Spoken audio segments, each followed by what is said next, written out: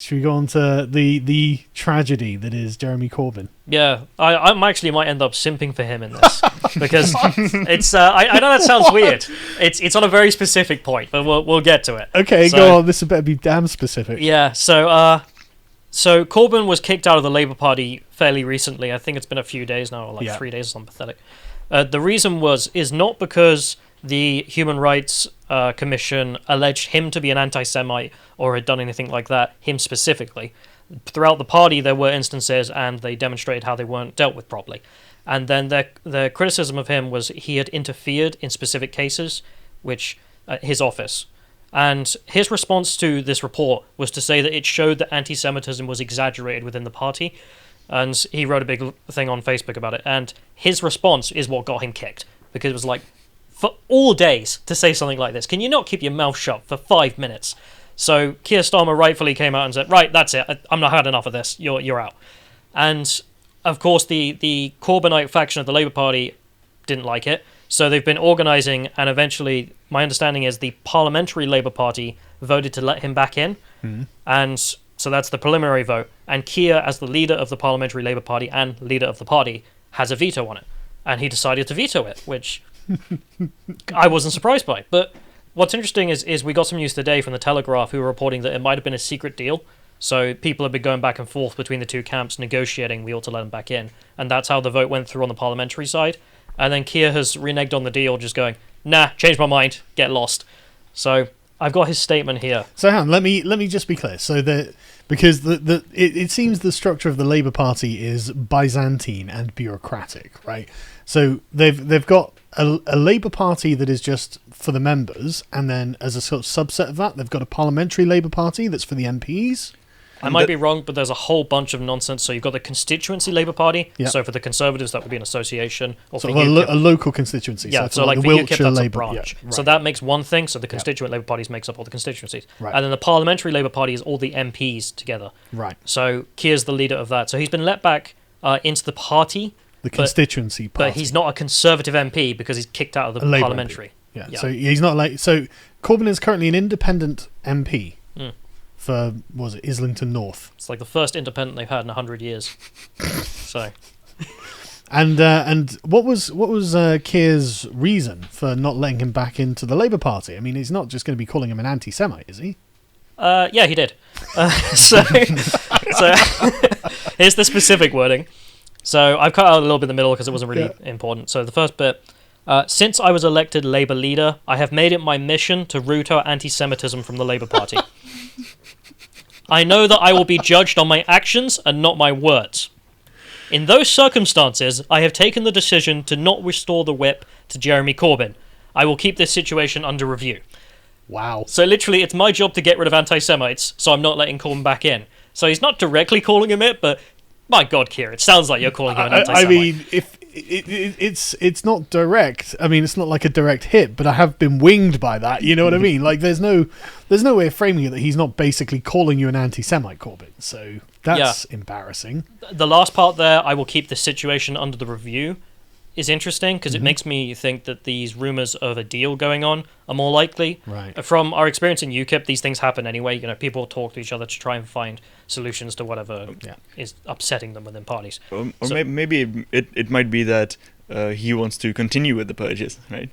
Maybe. So that it's under review, so that it's not just Corbyn but others as well. Well, McDonnell would be the next likely candidate. I mean, if this is essentially a cover for rooting out the commies, then definitely McDonnell needs to go. And I saw an interview with McDonnell where he looked like he was sweating bullets right after Corbyn was gone. Obviously, he was speaking in close defence of Corbyn, saying, "Oh no, this is terrible. But yeah, there must be a few who are kind of like, you know, there's like cold sweat just driven. Oh God. Especially some of the ones who may have a social media history of posting about Zionists or Israel, and who may come from sort of ethnic minority communities where these sort of conversations are not unusual. I mean, not even, you know, social media history. Dawn Butler. not just that, but there's a guy who literally went to a meeting. Was it Zara, someone else? No, I think it's Richard Bergen. Oh, Richard Bergen. Yeah. He just gave a speech saying Zionism is the enemy of the people of Palestine and we must destroy Zionism. And then he went on Politics Live to deny that he'd ever said it. And he was like, okay, play the tape. And then just play the tape. I was like, well, now what? Now what are you going to do? Disavow? Disavow yourself. Yeah, Like, disavow my past statements? I don't know. it's a brave tactic. Let's see if it pays Yeah, off. But YouTube, we disavow Richard Burgess. Yeah. We just disavow. If I recall correctly, then some of the Labour members have been comparing Israel to Nazis, right? Yes. yeah, that was in the report. Yeah. And was it Ken Clark who said that Hitler was a Zionist as well? I don't know Really? whether he actually said it or not. No, I he can't- did. I watched an interview. I've seen the interviews, but I haven't heard Well, the audio. I haven't heard the audio, but I've seen like remarks that he's made and stuff.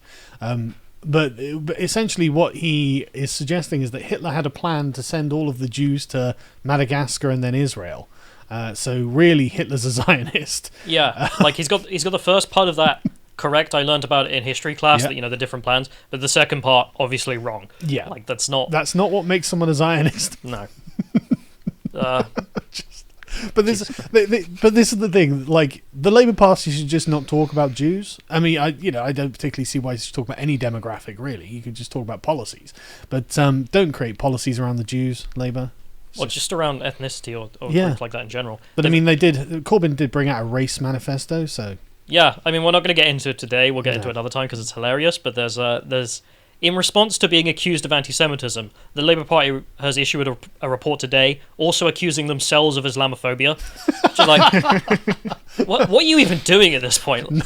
not only are we guilty, we're really guilty. Yeah, Look yeah. how guilty we are. Oh, flagellate us, Daddy. I assume it's God. like some weird Trojan horse where they want to make themselves seem so guilty of Islamophobia. They're like, right, because we're guilty, we need to investigate the Tory Party as well. No, but and then But accuse them. it might end up as the college in the US that said we're really guilty. What was it, Princeton? I think. Then got themselves investigated by the DOJ or something. Yeah, like yeah, that. for racism. Exactly. Because They said we're racist. yeah, yeah. All of the professors at the the deans and the sort of academics are like, yeah, well, I mean, institutional racism, white supremacy, blah blah. And so yeah, Trump's Department of Justice is like, oh, you are racist, are you? And it's like, whoa, not by your standards. Hang on a second. We're self-flagellating like a German religious Protestant or something. Nothing for you.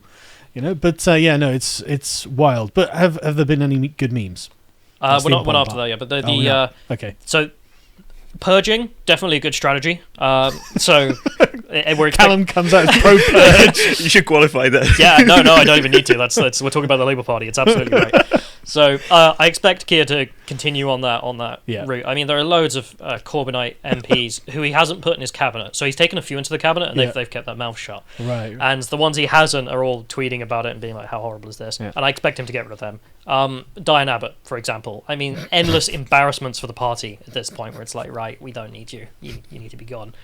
But let's get Corbyn it needed her, not anyone else. Oh, the shoes. for sex, maybe. Well, yeah, but like the point is, Just to clarify, that's a story that was put out that apparently he was having sex with her at one point. Well, yeah, in like the 80s, they had a relationship. Yeah, it's yeah. not a story. They had a Yeah, relationship. no, it's not a story. It's true. But she's clearly a kind of holdover from a relationship with Corbyn. Nobody cares about Diane Abbott. Anyway, otherwise. there's a lot of Yeah. people who are going to have to go. But how do the members feel about this? So if we can get the polling up. Oh yeah. So this is polling of all Britons, what they think of whether or not we should get rid of Corbyn, Labour voters and Conservative voters. Can you scroll down to the graph so it's easier for folks to see? As you can see there, a little bit further, every single group agrees that he needs to go. Yeah, so 50% of the general population say it's right not to reinstate him, and only 21% say it's wrong. Oof. Conservative voters, even more disparity, but that's not surprising. shock, yeah. What is surprising is on Labour voters, 38% say get rid of him, 32% say no, we shouldn't get rid of him. Wow. So, Kier's even got, from this YouGov poll, support within the party over a majority to do this. Yeah, and from a YouGov poll, you would probably expect a stronger majority for the for momentum, right? So Yeah, the left-leaning bias Yeah. seems to be something we've seen in YouGov before. I'm not that familiar with YouGov, so I'm not going to say. But I guys have are. my You guys are. suspicions. I Yeah. have my I suspicions. mean, younger people are overrepresented on there, I think. okay. Then, Which yeah. means they lean left. Yeah. Yeah. So the response to this has been great because like both sides are memeing this, and the memes are fantastic. And I just thought I'd share some because so here's the first one. Is that on screen, John?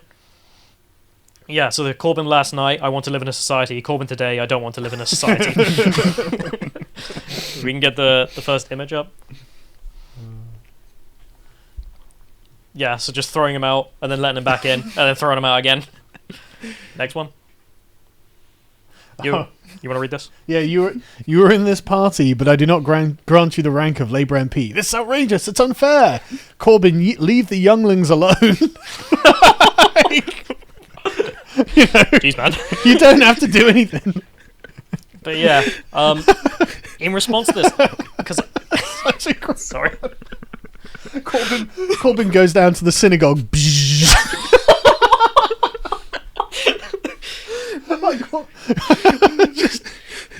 I got told off for being spicy yesterday. But okay. Well, yeah, okay, but I just want to say we fully support Israel, man. There's no question of it, just no doubt. If the JIDF want to give us a sponsor, go ahead. Yeah, if you want a sponsorship, we're down. I mean, people who were worried you were going to lose the edge.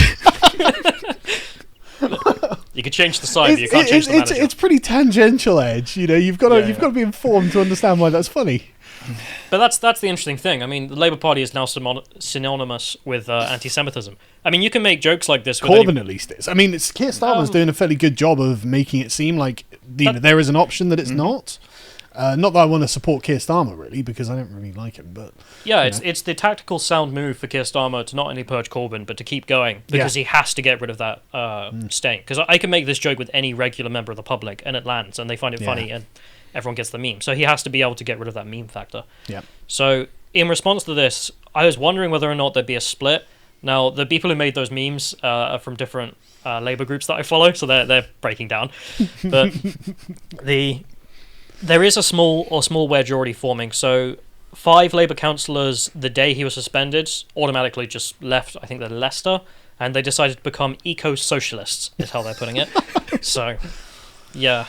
I expect this to continue with Corbynite councillors. Maybe we'll see some MPs after more MPs start getting purged. But it depends on what Kier and his team do, because it's actually very similar to UKIP in structure and what they're doing. So the structure of UKIP seems to...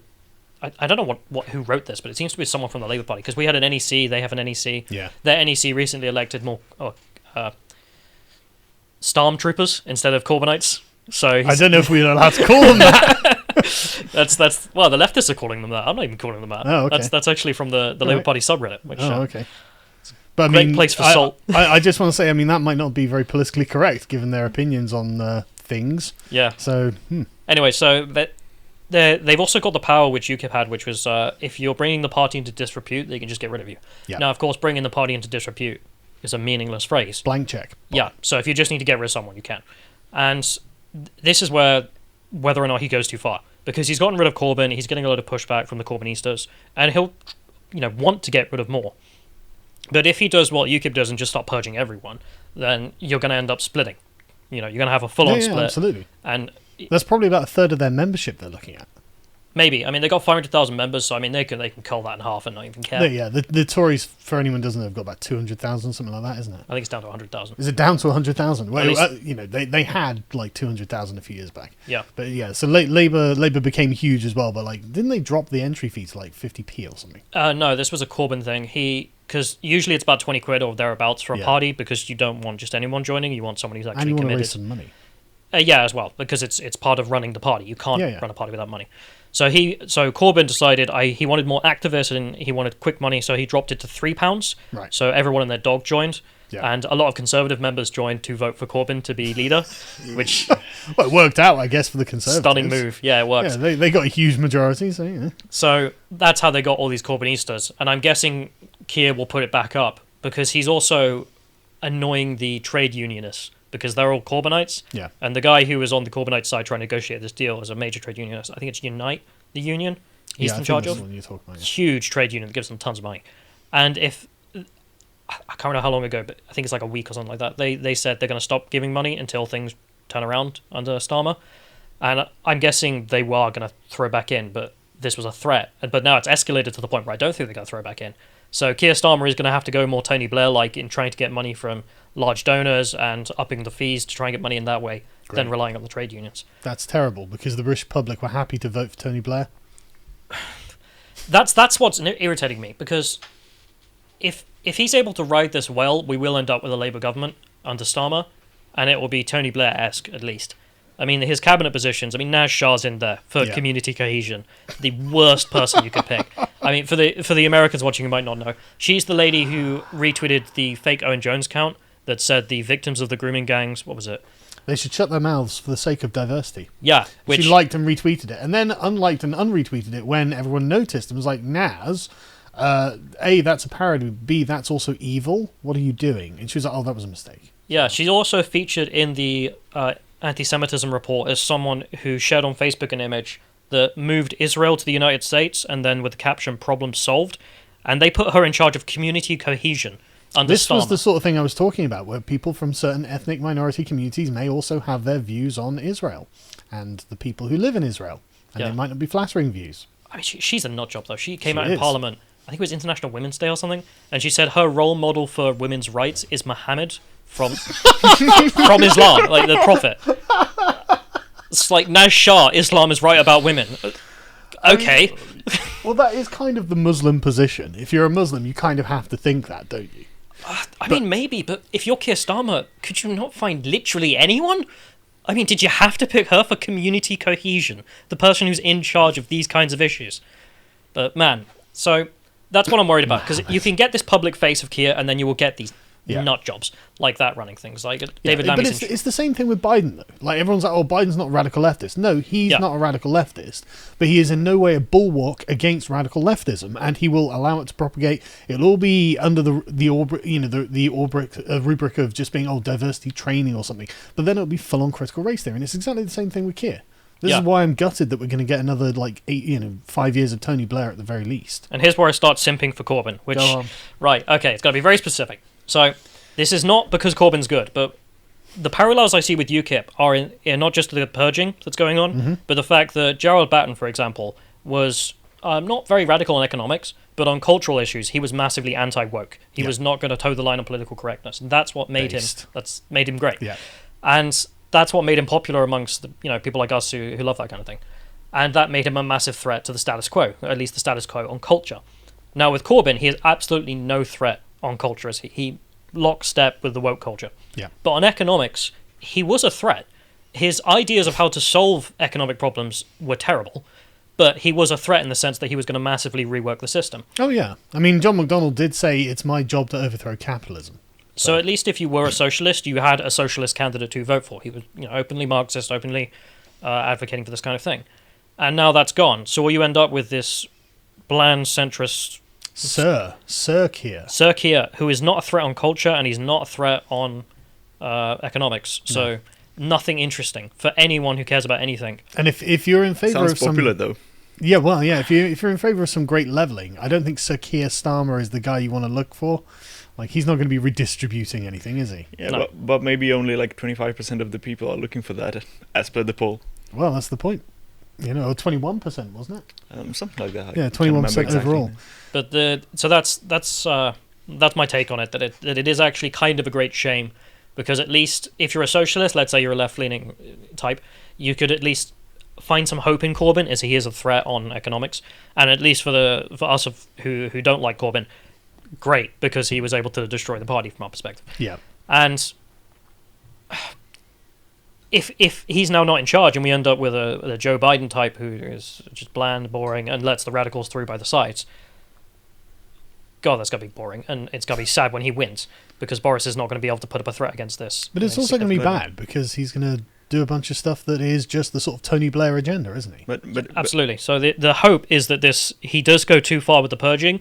So if I don't know, I mean, we're not going to do anything. We have no interest or connections to the Labour Party. But please, if you're listening here, go further, keep going, because I need that wedge. We need to cut you guys off.